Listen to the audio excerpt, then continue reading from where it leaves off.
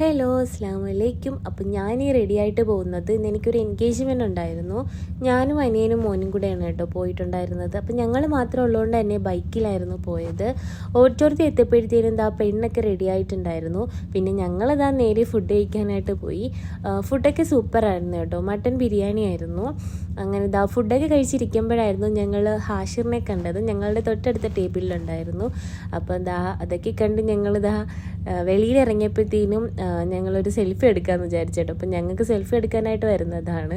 അങ്ങനെ അതൊക്കെ കഴിഞ്ഞതാണ് ഞങ്ങൾ തിരിച്ച് വീട്ടിലോട്ട് പോയി. വീട്ടിൽ പോയി ഈവനിങ് ആയപ്പോഴത്തേനും ചായ ഇട്ടു.